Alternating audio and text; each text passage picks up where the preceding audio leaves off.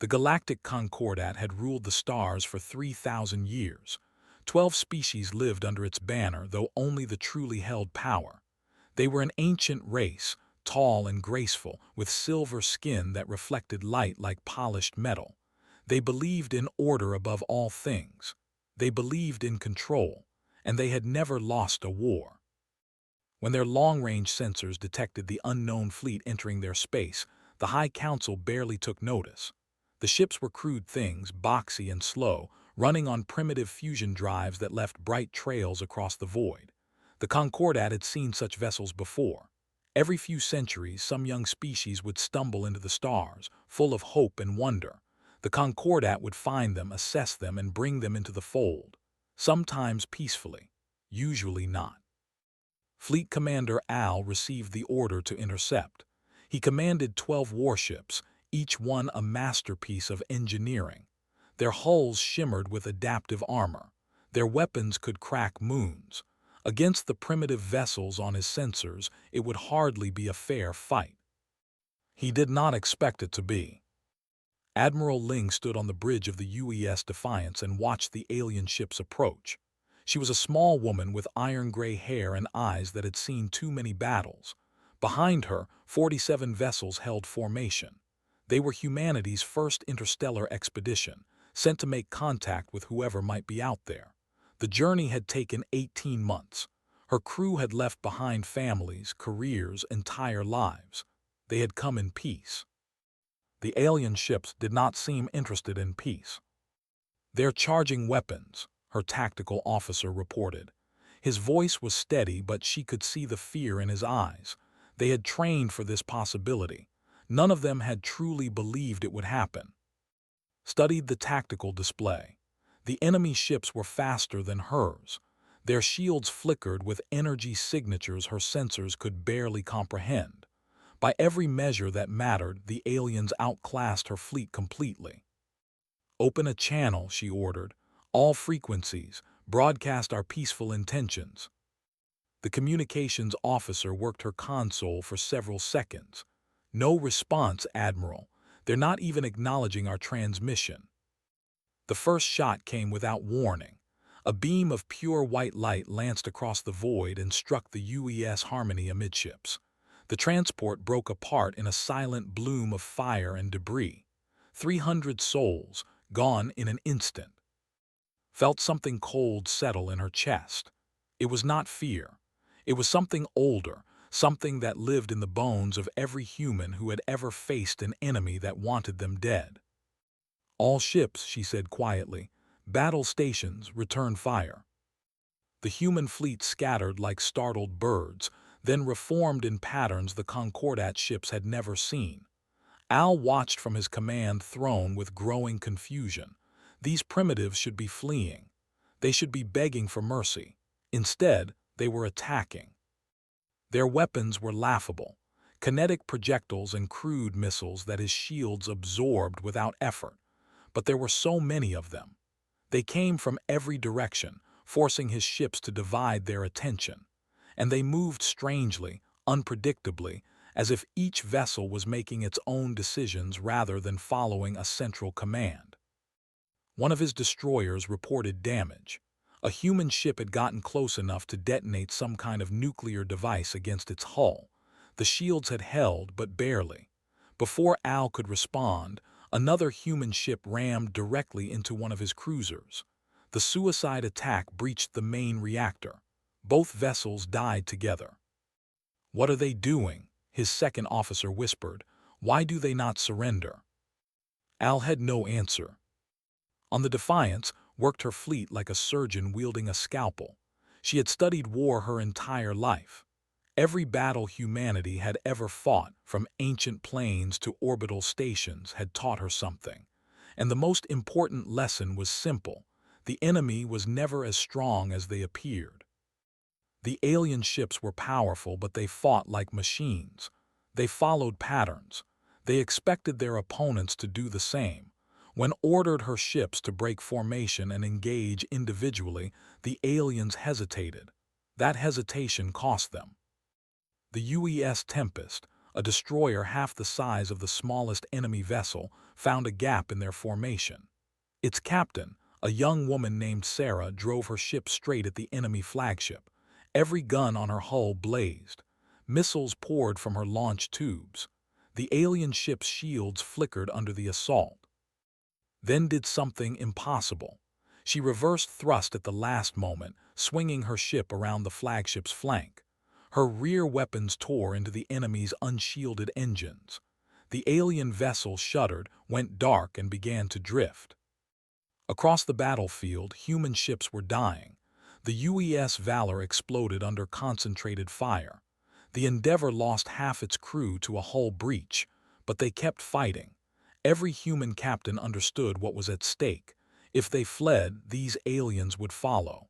They would find Earth. They would do to humanity what they were trying to do here. That was not acceptable.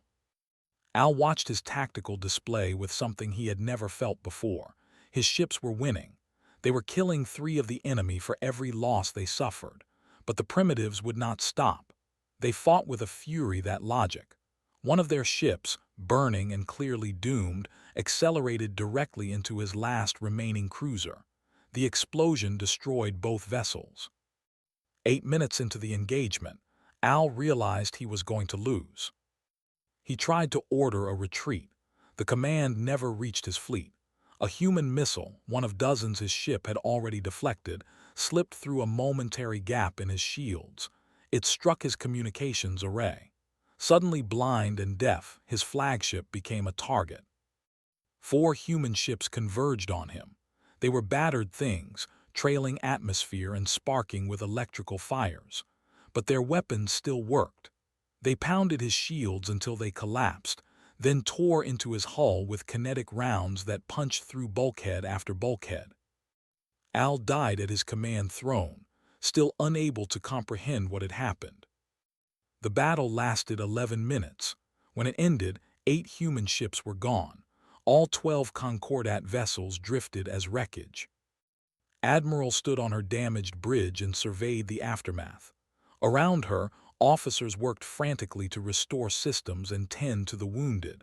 The Defiance had taken heavy damage. Half her weapons were offline. Her shields would not recharge, but she was still alive. They were all still alive, at least those who remained. "Get me a damage report from all surviving ships," she ordered, "and find out if any of those alien vessels are still transmitting. I want to know who we just fought." It took 3 hours to piece together enough of the alien database to understand. The Concordat, the 3,000 years of dominance, 12 subjugated species, and the simple, terrible truth: no one had ever defeated them. No one had ever even come close.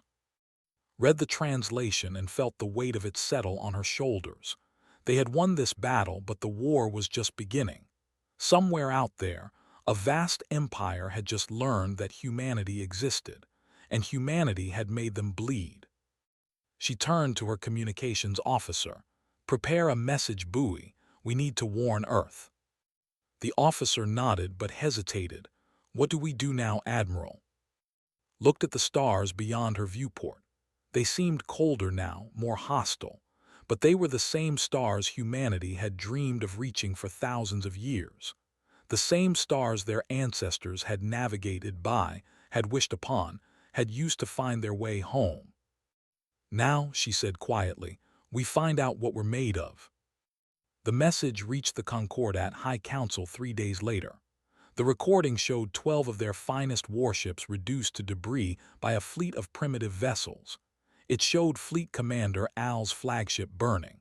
It showed humans, strange and soft and impossibly stubborn, fighting with a ferocity the Concordat had never witnessed.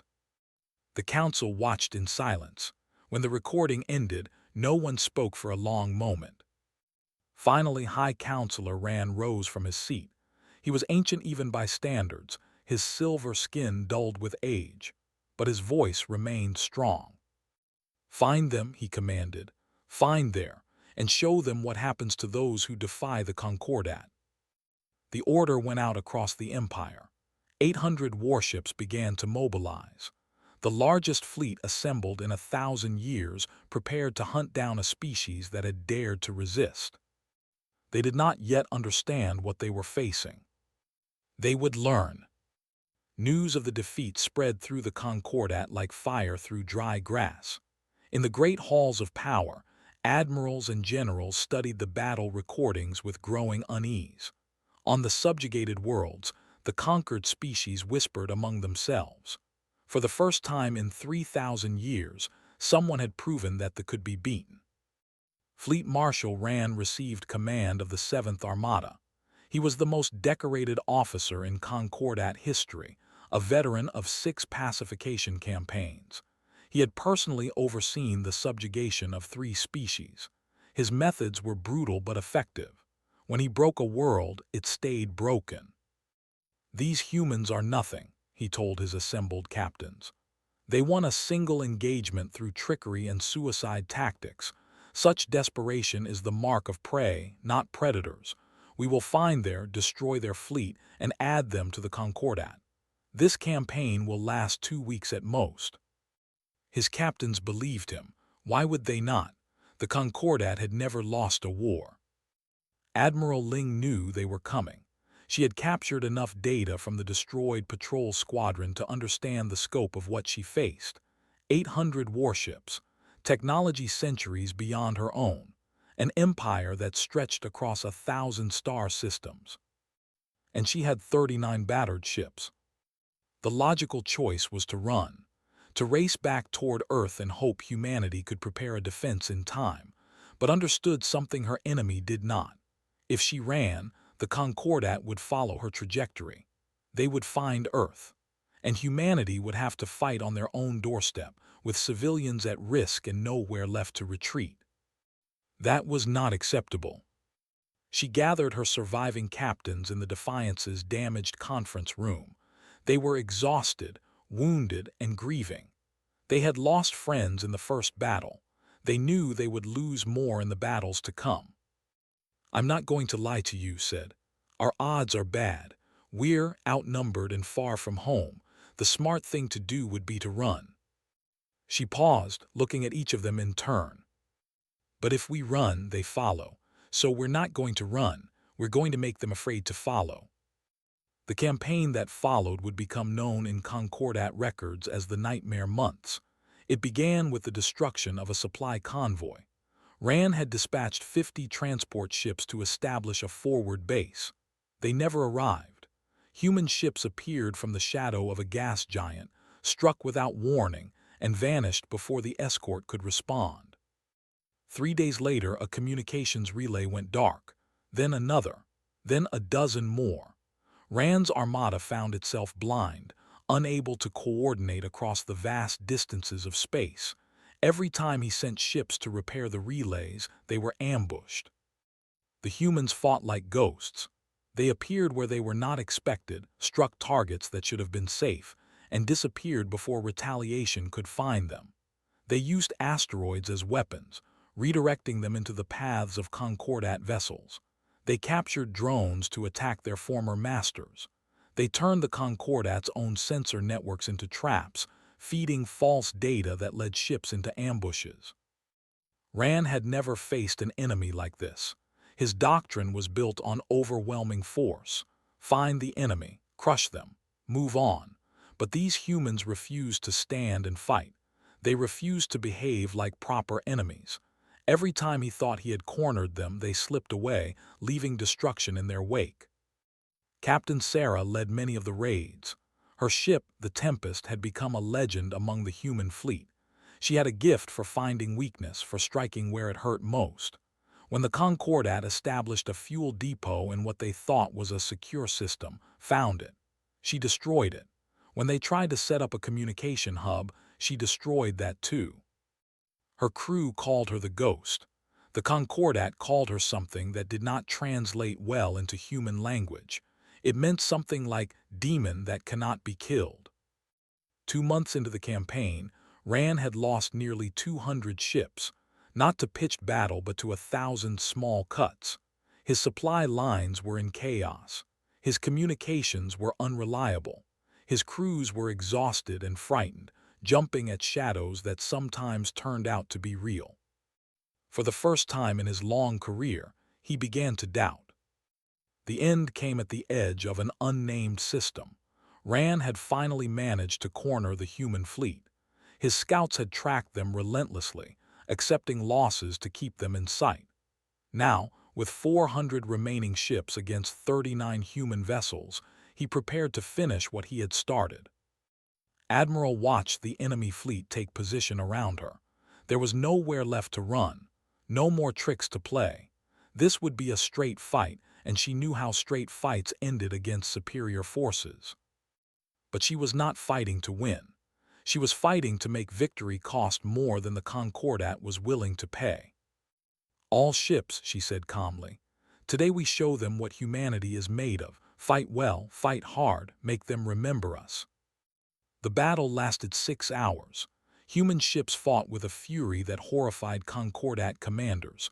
When their weapons failed, they rammed. When their drives died, they overloaded their reactors. Every vessel became a weapon, every crew a threat. The Tempest died in the 3rd hour. Captain drove her burning ship into the heart of the Concordat formation and detonated her entire missile magazine. The explosion destroyed her ship, but it also took 17 enemy vessels with it. Rand watched from his flagship as his armada was torn apart. These humans were insane. They had to be. No rational species would fight like this, would die like this, would refuse so absolutely to surrender.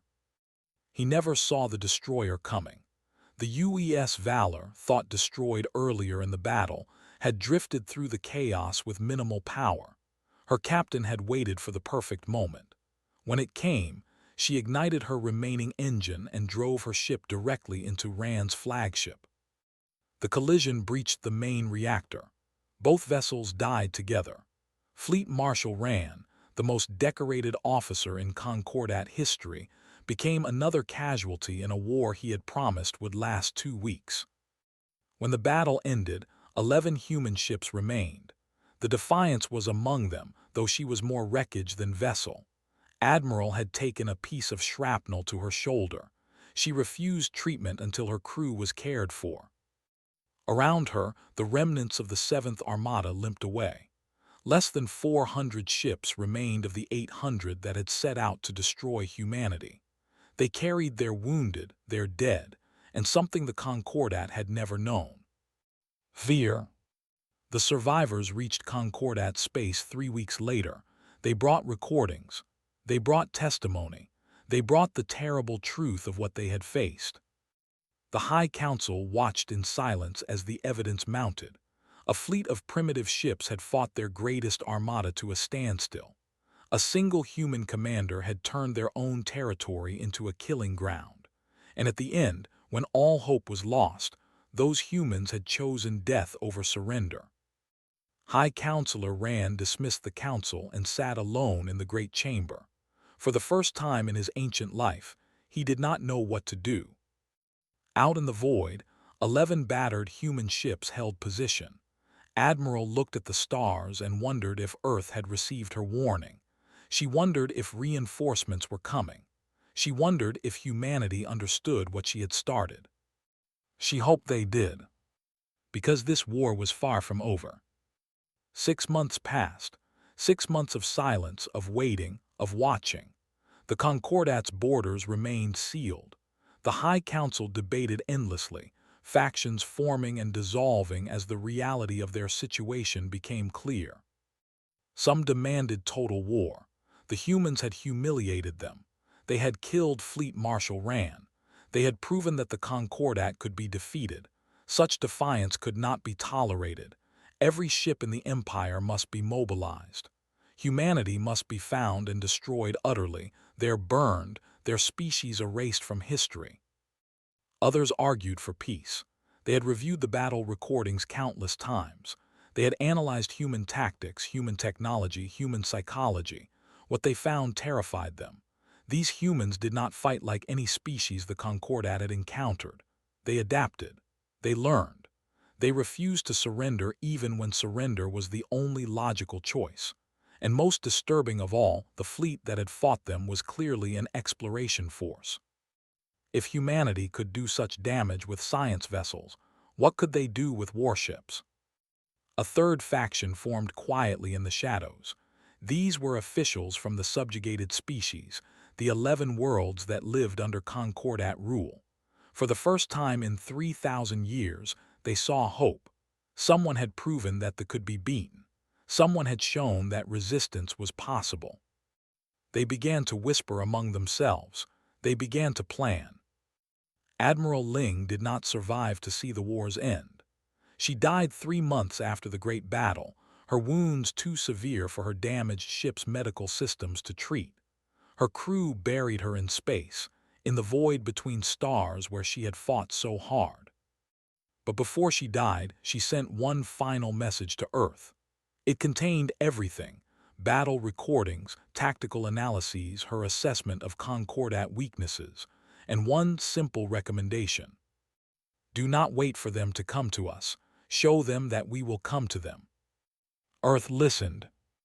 The second human fleet arrived at the edge of Concordat space 6 months after the first battle. 300 vessels emerged from the darkness between stars.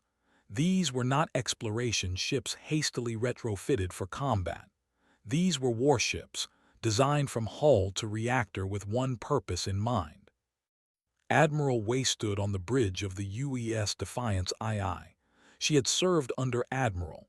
She had survived the nightmare months. She had watched her friends die fighting an enemy that should have been unstoppable. Now she had come to finish what they had started. The Concordat detected the fleet immediately.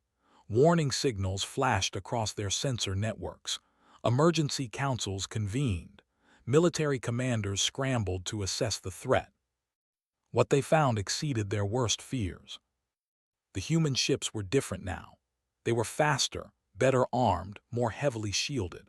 The crude fusion drives had been replaced with something more efficient. The kinetic weapons had been upgraded with technologies reverse-engineered from captured Concordat equipment. And there were so many of them.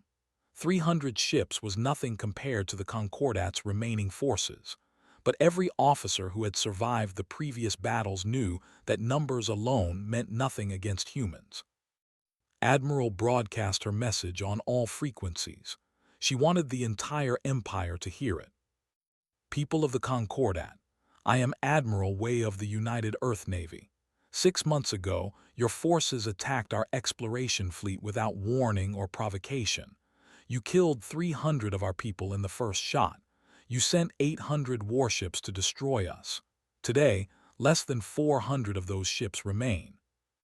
She paused, letting her words sink in. We did not come here seeking war. We came seeking contact, cooperation, friendship. You answered with violence. So let me tell you what happens now. The message continued to play across Concordat space.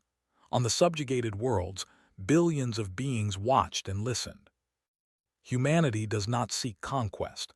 We have no interest in ruling your empire. Humanity does not seek revenge.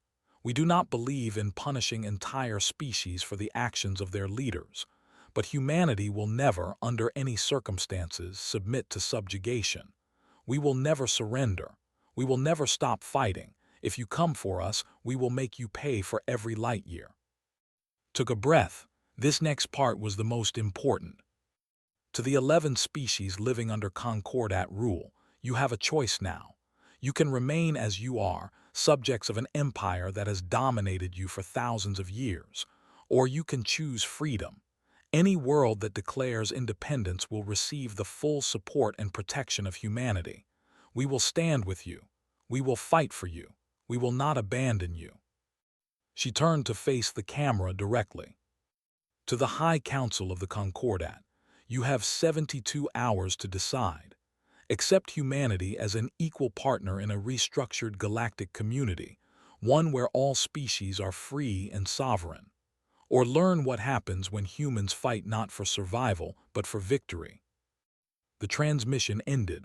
Silence fell across the stars. Then everything changed. They were the first to break.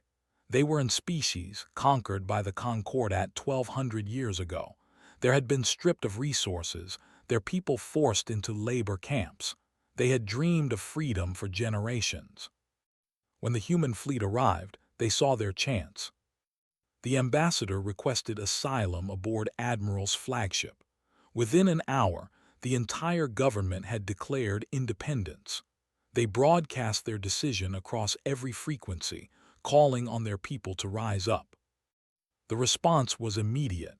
Concordat ships in space opened fire on civilian targets, but before they could do much damage, something unexpected happened. They fought back. Not with ships.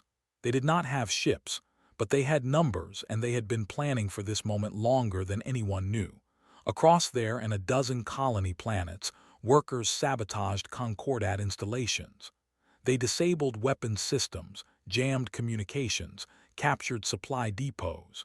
Centuries of resentment boiled over into coordinated resistance.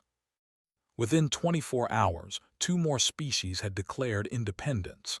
The bitter rivals who had not agreed on anything in 1,000 years.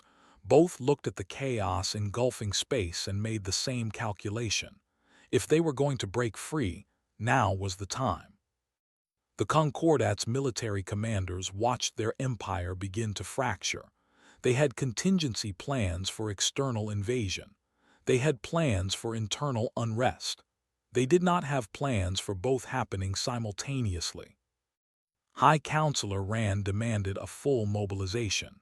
Every ship, every soldier, every resource must be deployed to crush the rebellion. But his admirals hesitated. If they committed their forces to putting down the uprising, they would leave themselves vulnerable to the human fleet. And if they tried to fight the humans, the rebellion would spread unchecked. For the first time in 3,000 years, the Concordat faced a war on two fronts. By the 48th hour, 5 species had declared independence. Rand ordered the execution of their ambassadors. The executions were broadcast across the empire as a warning. They had the opposite effect. Within hours, 2 more species joined the rebellion. The Concordat's communication networks, already strained by the crisis, began to collapse entirely as sabotage spread. Military units found themselves cut off from central command. Some commanders tried to continue fighting. Others, seeing which way the wind was blowing, quietly stood down. Admiral watched the chaos unfold with grim satisfaction. This was exactly what Admiral had predicted. The Concordat's power was built on fear. Take away the fear, and the whole structure began to collapse. She ordered her fleet to advance. The final confrontation happened in the home system. 300 human ships faced the last concentration of Concordat military power. Nearly 600 vessels stood between and the enemy. It would be a close fight, perhaps too close, but had an advantage that Rand had never faced. She had allies. They had managed to capture a small fleet of Concordat vessels. They had contributed their own ships, hidden away in secret shipyards for centuries. Even the, who had no warships of their own, had provided intelligence that allowed to plan her approach. When the battle began, it was not 300 human ships against 600 Concordat vessels. It was 300 human ships, plus 80 ships, plus 42 ships, plus the knowledge of every weakness the subjugated species had discovered in 3,000 years of captivity. The Concordat fleet fought hard. They were veterans, skilled and determined. But they were also exhausted, demoralized, and fighting to preserve a system that was already dying. When forces broke through their defensive line, something remarkable happened. They surrendered. Not all of them. Some ships fought to the last, determined to die rather than admit defeat. But the majority saw the truth. The Concordat was finished. The empire that had ruled the stars for 3,000 years was over. High Counselor Rand watched the end from his chambers in the capital city. Human ships hung in orbit above his world. The fleet he had trusted to protect his people drifted powerless or had changed sides entirely. Everything his ancestors had built, everything he had dedicated his life to preserving, was gone. When Admiral contacted him to discuss terms, he did not argue. He did not threaten. He simply asked one question. How did you do this? Considered her answer carefully. She thought of Admiral, who had given her life to buy humanity time. She thought of Captain, who had driven her ship into the enemy fleet rather than retreat. She thought of every human who had fought and died in a war they had never wanted. You made a mistake, she said finally. When you attacked our fleet, you assumed we would react like every other species you had encountered. You assumed we would see your power and submit. You did not understand us. She paused. Humans do not surrender. We never have. We never will. When you push us, we push back harder. When you try to break us, we become stronger.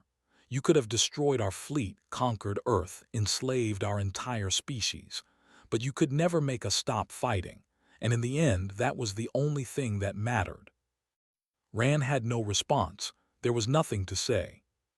The treaty was signed 1 week later. The Concordat was dissolved. Each species would govern itself.